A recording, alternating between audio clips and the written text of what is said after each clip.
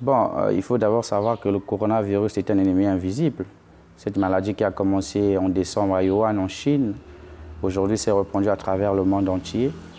Nous avons vu ce qui se passe partout avec des décès en centaines de milliers. Et malheureusement, cette maladie est arrivée ici au Congo au mois de mars. Et nous avons vu tous comment les autorités sont en train de gérer cette pandémie. Mais force est de constater que moi, personnellement, je n'ai pas compris la stratégie que notre gouvernement a dû mener pour stopper cette maladie. Parce que nous étions à 17 cas, on a confiné la population. Et lorsqu'on déconfine la population, nous sommes à plusieurs centaines de cas. Donc vous comprenez par là que c'est une gestion un peu hasardeuse. Et aujourd'hui, nous sommes surpris de voir qu'un ministre peut signer un arrêté, l'autre vient contredire, un directeur de la police passe à la télé pour donner d'autres instructions, demain c'est autre chose, les gens se font fouetter de part et d'autre, et les policiers sont en train d'arnaquer la population. Donc vous comprenez que c'est une situation de chaos. Aujourd'hui, cette situation de coronavirus vient de démontrer une fois de plus que le Congo, c'est un pays qui doit faire beaucoup d'efforts en matière de liberté d'expression, en matière de droit, parce que ce que font les politiques, j'allais dire ce que font les policiers qui sont sous la responsabilité d'un ministre de tutelle, c'est tout à fait impossible et tout à fait inimaginable. Mais malheureusement, nous sommes dans un état où les choses se font, mais les gens encaissent. Et cette maladie vient encore de démontrer les failles de notre système sanitaire. Après 60 ans d'indépendance, nous constatons que notre pays n'a même pas 10 respirateurs. Vous comprenez par là que c'est de la folie, alors que c'est un pays producteur de pétrole. Donc cette crise sanitaire vient de montrer les limites même de ce gouvernement, les limites même de ce régime. Parce que vous voyez qu'on a mis en place un fonds de solidarité où on a encaissé des milliards, mais jusqu'à aujourd'hui, nous ne savons pas où est cet argent, à quoi sert cet argent. On a prévu 10 milliards pour les familles démunies. Nous sommes à Pointe-Noire, à Brazzaville, on n'a jamais entendu qu'on avait regroupé des familles pour leur donner les 50 000 qui a été prévu.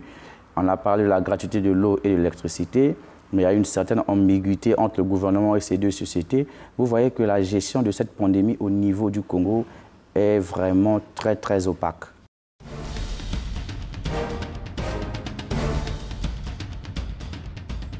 Mais c'est ce que je venais de dire. Ça veut dire que nous sommes en face d'un gouvernement, je dirais, irresponsable. Pourquoi irresponsable? Dans la mesure où vous prenez de telles mesures, vous devez d'abord vous concerter avec ces deux sociétés pour savoir les termes.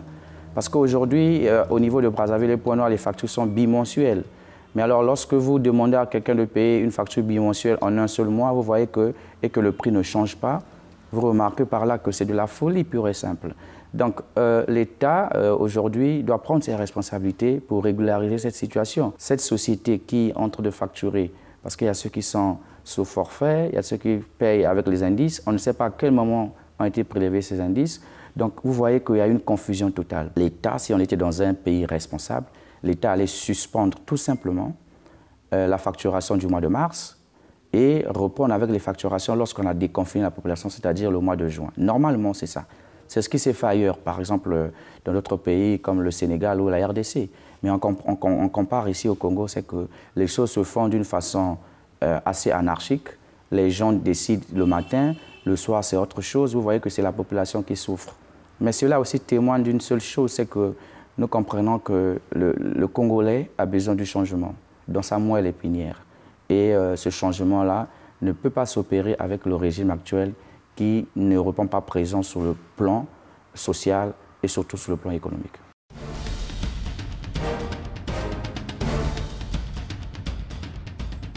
Nous sommes dans un pays où on a décrété un état d'urgence sanitaire. Ça veut dire que la situation est assez catastrophique, elle est grave.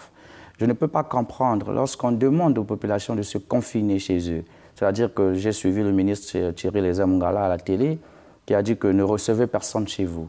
Mais cette opération a été déclenchée pendant que la population était encore confinée. Vous voyez que le gouvernement joue à un jeu dangereux. C'est quel jeu? C'est toujours le jeu de la fraude, parce que je ne peux pas comprendre. Aujourd'hui, ce recensement-là n'est pas une priorité. Ce recensement a été prévu depuis 2017. Donc ça fait 3 ans de cela qu'il n'a pas eu lieu.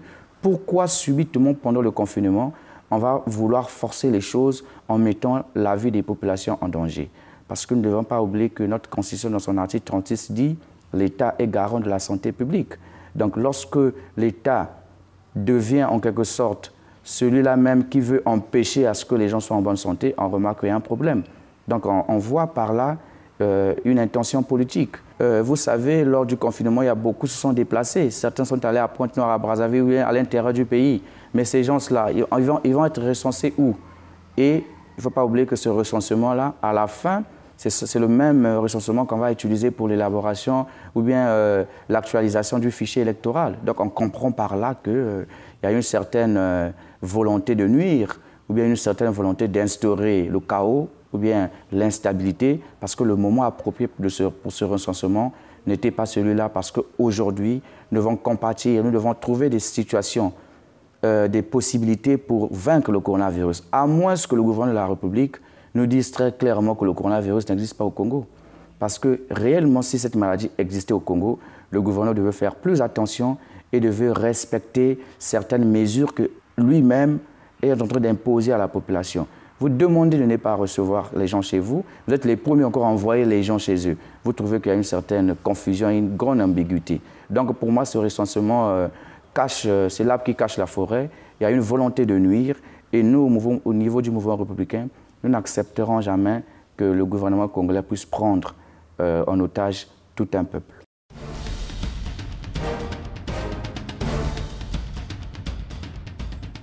Bon, le boycott, c'est trop dit parce qu'aujourd'hui, on a déconfiné la population. On a déconfiné. Et donc, si on appelle au boycott, c'est pour dire que demain, nous n'allons pas accepter ce recensement. Agir ainsi, c'est une méthode qui n'est pas la bienvenue au mouvement républicain. Mais ce que nous appelons, c'est à la vigilance seulement, à ce que la population puisse être vigilante. Et nous sommes vigilants. Nous pensons que la meilleure chose à faire face à un tel régime, c'est de la vigilance. Donc la population doit être vigilante pour ne pas accepter que demain, après-demain, nous puissions encore vivre des élections truquées où il y aura des bourrages d'urnes et autres. Donc nous, c'est la vigilance tout simplement.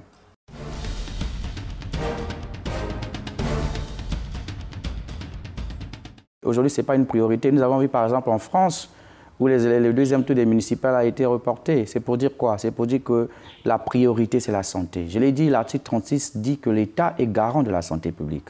Donc si l'État doit participer à ce que la population soit malade, là, il y a un autre problème. L'État ne joue plus son rôle. Donc pour nous, oui, cette mesure est démesurée dans la mesure où elle ne répond pas aux critères ou bien à ce que l'État demande à la population. Il faudrait que l'État puisse être en harmonie avec lui-même. Lorsque l'État a des droits, mais l'État aussi doit avoir des devoirs envers la population. C'est ce que nous demandons au niveau du mouvement républicain. L'État doit prendre ses responsabilités et prendre des décisions qui vont dans l'intérêt du peuple congolais et non prendre des décisions qui favorisent un groupe de personnes qui sont en train de s'accaparer de toute la richesse d'un peuple.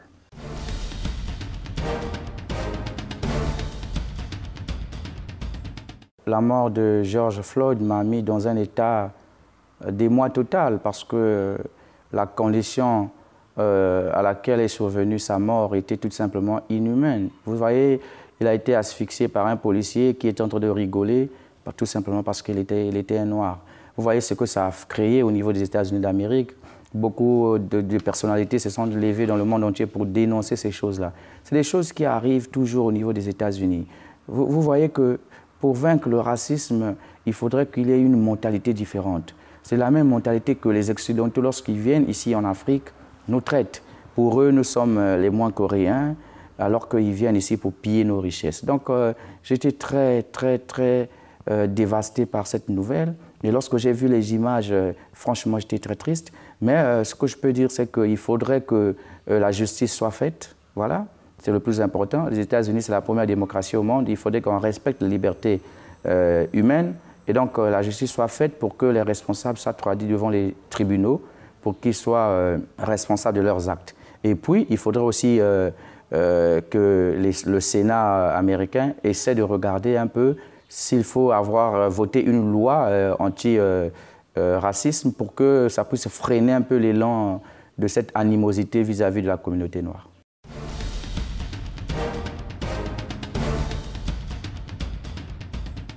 Bon, vous savez, il faudrait être réaliste dans la vie et il ne faudrait pas être égoïste. Aujourd'hui, la population congolaise souffre.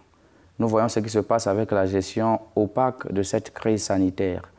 Et aujourd'hui, la question des élections n'est pas une question prioritaire pour les Congolais. Parce que déjà, vous avez vu que notre budget a été réduit de moitié. Vous voyez comment les gens ont perdu des boulots, des centaines de boulots au niveau, des centaines de milliers de boulots au niveau de Pointe-Noire. On a mis les pères de famille en chômage technique, on a licencié les gens abusivement par certaines sociétés dont nous avons des informations. On remarque qu'il y aura un chaos qui va s'installer dans les mois à venir. C'est-à-dire qu'après la crise sanitaire, nous aurons certainement une crise économique. Donc la présidentielle aujourd'hui, au niveau du mouvement républicain, nous devons nous tenir des textes en vigueur, c'est-à-dire la Constitution, mais nous devons aussi regarder la question de la gestion de la crise. Donc aujourd'hui, l'élection n'est pas une priorité pour nous. Quand bien même nous voulons y participer, mais les conditions doivent être réunies. Parce qu'il faut regarder la question du recensement, il faut regarder la question du fichier électoral, il faut regarder la question du découpage électoral. Il y a beaucoup de choses qui doivent rentrer en ligne de compte pour que nous ayons une élection libre, transparente et crédible. Donc pour aujourd'hui, parler d'une élection, pour nous, c'est prématuré parce que la priorité aujourd'hui, c'est l'assistance des populations démunies. Aujourd'hui, c'est la lutte contre le coronavirus, là où les chiffres avancés par le gouvernement se multiplient jour après jour. Et nous ne savons plus par quelle méthode nous devons faire pour stopper cette maladie pendant que nous n'avons pas assez de tests de dépistage. Donc nous savons que au fur et à mesure, les cas vont s'augmenter et ça sera de plus en plus difficile pour gérer la maladie. Donc, parler de la présidentielle aujourd'hui n'est pas d'actualité.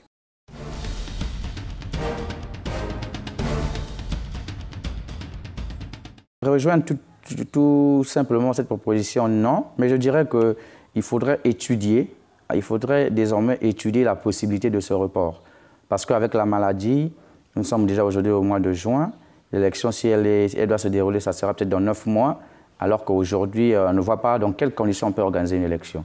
Donc, il faut étudier cette question et peut-être organiser un dialogue national inclusif pour essayer de regarder qu'est-ce qu'il faut, s'il faut reporter pour 1 an ou 2 ans, on ne sait pas, mais certaines conditions doivent être mises sur la table pour que la classe politique congolaise, la société civile et autres se mettent d'accord pour que l'élection ne soit pas un fiasco.